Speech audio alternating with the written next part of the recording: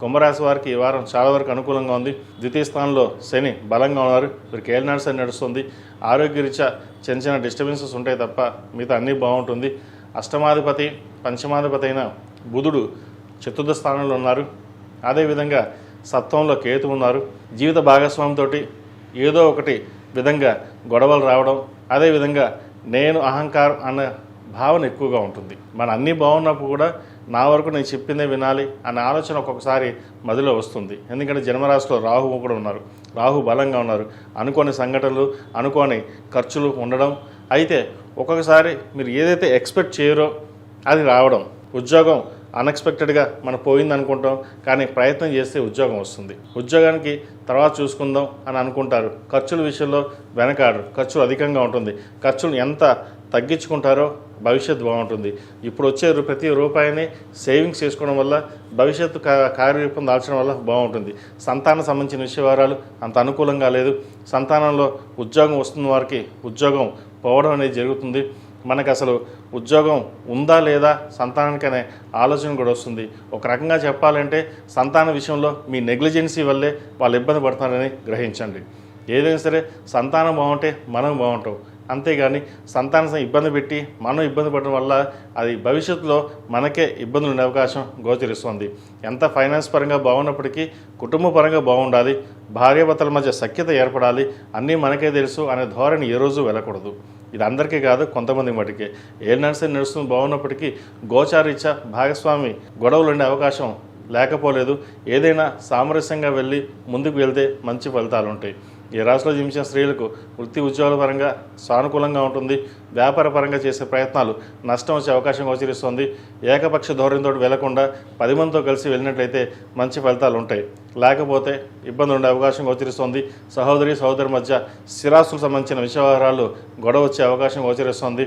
ఏదైనా సరే వాళ్ళకి ఎందుకు ఇవ్వాలి, అన్నీ మనమే తీసుకోవాలి అనే ఆలోచన కూడా ఎక్కువగా ఉంటుంది.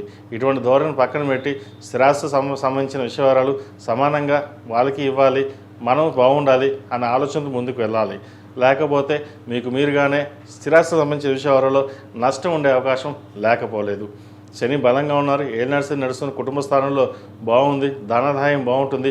వచ్చిన ఖర్చుల్ని అదుపులో ఉంచుకోవాలి. రూపాయికి ₹2 వస్తుంది. అయితే ₹2 వచ్చింది అని చెప్పి రూపాయి ఖర్చు పెడతారు. రూపాయి సేవింగ్స్ కాకుండా ఇంకో దాన్ని ఖర్చు చేస్తారు.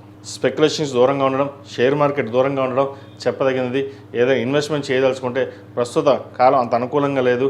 ఫిక్స్డ్ డిపాజిట్ కానీ లేదా వేరే అదర్ ఇన్వెస్ట్మెంట్లో మనకి రిటర్న్స్ వచ్చే ఇన్వెస్ట్మెంట్లో చేయడం చెప్పదగిన సూచన. ఈ రాష్ట్రంలో మించిన విద్యార్థులకు కాలం అంత అనుకూలంగా లేదు. విద్య మీద శ్రద్ధ తగ్గడం లేదా పై చదువు కోసం బయటికి వెళ్తామనడం ఇటువంటి ఆలోచన ఎక్కువగా ఉంటుంది. కుటుంబ స్థానం అంత అనుకూలంగా లేదు. కుటుంబంలో చిన్న చిన్న డిస్టర్బెన్స్ వల్ల మానసికంగా కృంగిపోయే అవకాశం గోచరిస్తుంది. కాబట్టి ఎటువంటి విషయాలైనా సరే మనసుకు తీసుకోకుండా వాళ్ళు బాగుండాలి, వాళ్ళ కోసం మనం ఏదైనా చేయాలి. అదేవిధంగా చదువు మీద శ్రద్ధ తగ్గకుండా మనం చూడాలి. దుర్వ్యసనాలు కానీ సోషల్ మీడియా కానీ దూరంగా ఉండాలి అనే ఆలోచనతోటి ఒక నిర్ణయం తీసుకోండి. ఆ నిర్ణయం తీసుకోవడం వల్ల లాభపడతారు. ఈరోజు 4 సంవత్సరాలు మనం గట్టిగా కష్టపడితే 40 ఏళ్ళు సుఖపడతాం. లేదా ఈ 4 ఏళ్ళు సుఖపడితే 40 ఏళ్ళు కష్టపడతాం. ఏది ఎలా ఉండాలనేది మనం నిర్ణయించుకోవాలి. మనం ఎలా ఉండాలి, మనం ఎలా నడవడిక ఉండాలి, ఎడ్యుకేషన్ పరంగా మనం ఎలా ఎదగాలి, మనకి సపోర్ట్ చేసిన తల్లిదండ్రులకి మనం ఎలా చూసుకోవాలి, మనం ఎంత కష్టపడి చదవాలి అన్నది మీ మీద డిపెండ్ అయి ఉంటుంది. కాబట్టి జాతకరీత్యా కొంతవరకు ఉంటే మిగతా అది మన మీద డిపెండ్ అయి ఉంటుంది. కాబట్టి చదువు విషయంలో నెగ్లిజెన్సీ లేకుండా చక్కగా భవిష్యత్తు కోసం ప్రణాళికలు చేసుకోండి. భవిష్యత్తు బాగుంటుంది. ఈ రాశిలో జన్మించిన వారు ప్రతిరోజు ప్రతినిత్యం దక్షిణామూర్తి స్తోత్రం పఠించడం, శని స్తోత్రం పఠించడం చెప్పదగినది. అఘోర పాశుపహోమం చేయించినట్లయితే మరిన్ని మంచి ఫలితాలు ఉంటాయి. అదేవిధంగా సప్తముఖి అష్టముఖి రుద్రాక్ష మెడలో ధరించండి. మరిన్ని మంచి ఫలితాలు సంప్రాప్తిస్తాయి. ఈ రాశిలో జన్మించిన వారికి కలిసి వచ్చే సంఖ్య 2, కలిసి వచ్చే రంగు స్కై బ్లూ.